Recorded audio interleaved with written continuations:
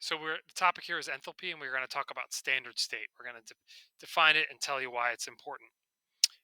Standard state is going to be used for changes in enthalpy. I want to start with some analogies. Distance is to altitude. I measure any change in altitude with distance.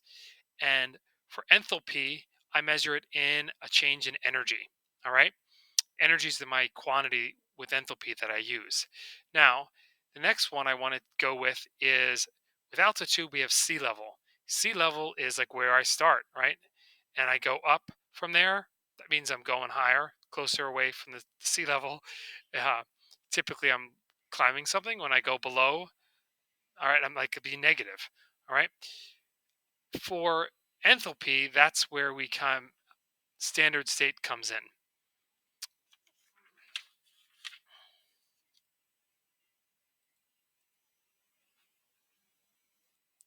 Here's that first analogy.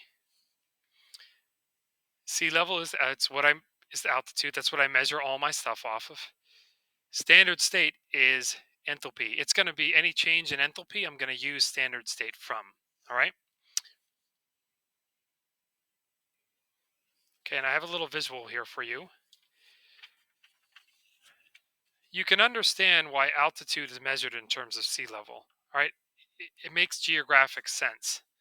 Altitude or geographic. It makes like global sense because it's like up and down. All right. From there. Up here is positive, down there is negative. With enthalpy, what they've done is they've set the standard state to be equal to zero. All right. And any net energy change above that being positive would be endothermic. And any net negative would from that would be exothermic. All right.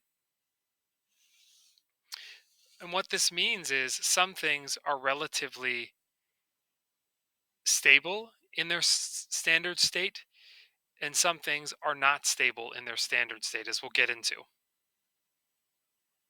All right. So standard state is when this might change in it's what they've set as equal to zero. Its symbol is this not thing right there. All right. And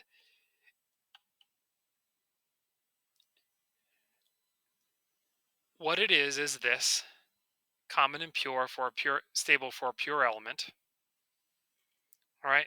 At these conditions, 1 atmosphere and 25 degrees Celsius. So for something like oxygen, what is oxygen at these temperature? Well, it's what you're breathing in right now. It's a gas. All right. But for some other liquids and solids, you're really going by what is the most stable form of it. For example, I've got this beautiful diamond ring here, and I've got some graphite. What's more thermodynamically stable? Well, the graphite is. So even though carbon has two common and relatively stable allotropes, graphite is its elemental or sorry, its standard state because that's the most thermodynamically stable. You're not going to be expected. Well, you would be expected to know that um, for this particular element. Now, it's a couple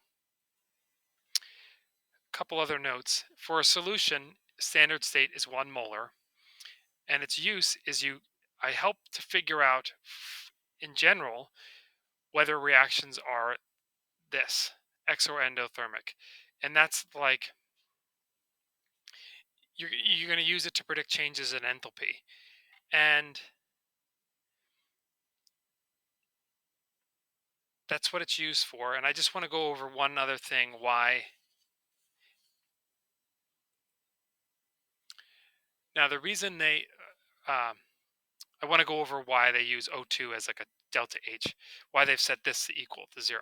Why not monatomic oxygen?